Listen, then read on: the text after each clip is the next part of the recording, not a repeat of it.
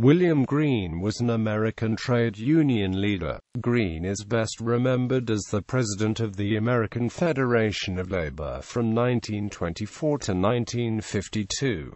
Green was a strong supporter for labor management, cooperation and was in the front lines on wage and benefit protections and industrial unionism legislation. As president of the AFL, he continued the development of the Federation away from the foundations of pure and simple unionism into a more politically active, social, reform unionism. Early years. He was born March 3, 1873 in Coshocton, Ohio, the son of Welsh immigrants.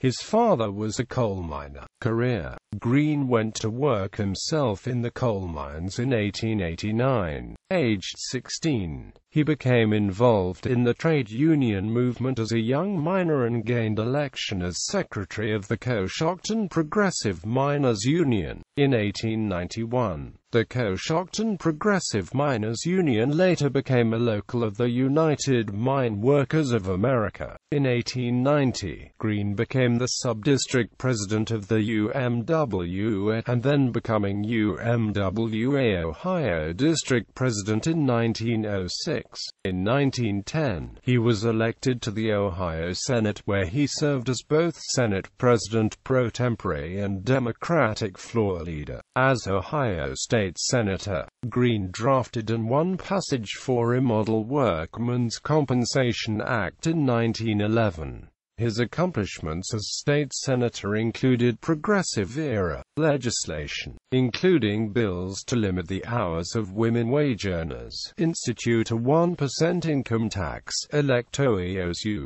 senators by popular vote and run judicial non-partisan elections.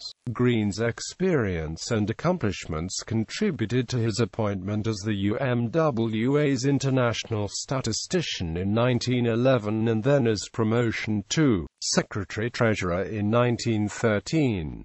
He was named to the AFL's Executive Council in 1914 and became secretary-treasurer in 1916. His intensive involvement in labor had him serve as one of 5 delegates to the Paris Peace Conference in 1918. In 1924, he became president of the AFL following the death of Samuel Gompers, which he held until his death. In 1933, Green's endeavors persuaded President Franklin D. Roosevelt to appoint him to the Labor Advisory Council of the National Recovery Administration. The following year, Green served on the National Labor Board. Moreover, Harry Truman appointed Green to the National Advisory Committee on Mobilization during the Korean War. He is best remembered for having presided over the split in the AFL which led to the founding of the Congress of Industrial Organizations.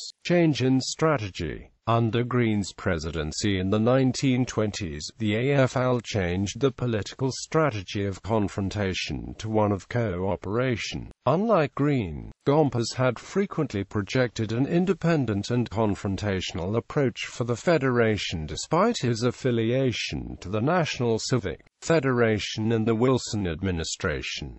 Green favored a more cooperative style for the labor movement. He won public support for legislating benefits for all workers and cooperated with employers in the name of mutual self-interest and the collective good. Green supported union management cooperation in everyday functions at the workplace. He also promoted for a cutback in the hours of labor, as it would increase the workers' living standards and participation for civic engagement. Ultimately, Green supported a voluntary incomes policy among labor and management, binding higher wages to productivity growth. Accomplishments. His support was critical to winning passage of the Norris-LaGuardia Act of 1932, directed at reducing the practice of labor restrictions and banning of the yellow dog contract. Green was also successful in acquiring Federation support for a national unemployment insurance system sponsored largely by employer donations. In 1935, Green facilitated the passage of the National Labor Relations Act. aimed at empowering workers' rights to organize and take part in collective bargaining. Furthermore, in 1938 Green helped pass the Fair Labor Standards Act, becoming the first federal law in instituting minimum wages and the 40-hour workweek.